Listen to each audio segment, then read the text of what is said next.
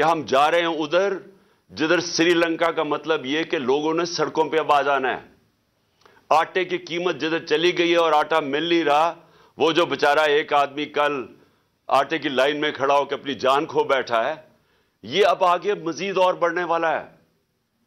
لوگوں کو کھانا جس ریٹ پہ آٹا کی قیمت چلی گئی ہے, ہمیں سب سے سوال پوچھنا چاہیے کون سی قیامت آ گئی پاکستان میں کہ کیا اپریل میں کیا تھا, مارچ میں پاکستان کدھر کھڑا تھا اور آج کدھر کھڑا ہے؟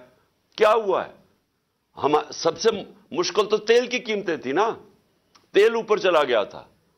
ہمارے دور میں 70-80 ارب ڈالر سے تیل کی قیمت چلی گئی تھی $110-115 تک. مشکل تو ہمیں وہاں پڑی ہوئی تھی, اب تو تیل نیچے آ گیا ہے. تو کیا یہ وجہ ہے کہ آج پاکستان میں قیمتیں بھی اسمانوں پہ چلے گئی ہیں, روپیہ بھی گر گیا ہے, انڈسٹری بھی بند ہو رہی ہے. آج 50 سال میں سب سے زیادہ مہنگائی ہے پاکستان میں اور بڑھتی جا رہی ہے. آج کوئی مجھے سمجھائیں کہ کیا وجہ ہے کہ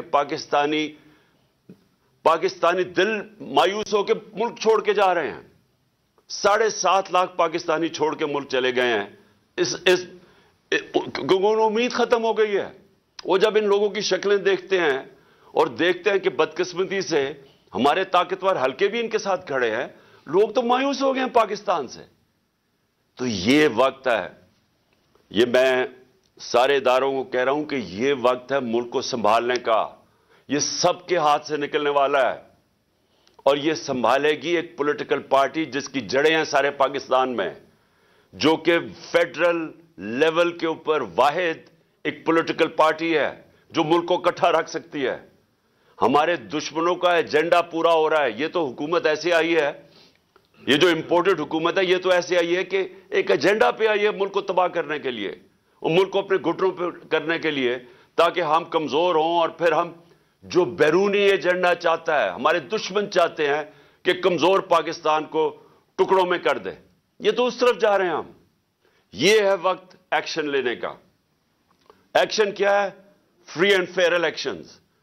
کوئی ہم کسی سے مدد نہیں مانگ رہے, ہم کوئی کسی کی سپورٹ نہیں چاہ رہے, ہم صرف جمہوریت چاہ رہے ہیں اس ملک میں صاف اور شفاف الیکشن کروانے کی. یہ صرف ہماری ڈیمانڈ ہے پاکستان میں, اب نہیں.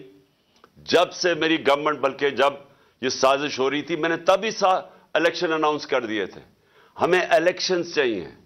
الیکشنز سے ایک ہی طریقہ ہے. میں آج چیلنج کرتا ہوں, کسی طبقے سے آج پوچھ لیں کہ جناب ہم کیسے نکلیں گے اس میں سے, اس دلدل میں سے کیسے نکلیں گے. ہر عقل مند انسان ایک ہی بات کرے گا, صاف اور شفاف الیکشن. اور کوئی پولیٹیکل انجینئرنگ خدا کے واسطے نہ کریں. یہ جو ہمارے ملک میں اسٹیبلشمنٹ نے پولیٹیکل انجینئرنگ کی ہے, پیچھے اٹھا کے دیکھیں کتنا نقصان پہنچا ہے پاکستان کو. شارٹ ٹرم گینز کے لیے لانگ ٹرم ڈیزاسٹر ہوا اس کا. تو میں آخر میں اپنی کراچی کی خواتین کو کہنا چاہتا ہوں, اب یہ آپ کے لیے پالیٹکس نہیں ہے,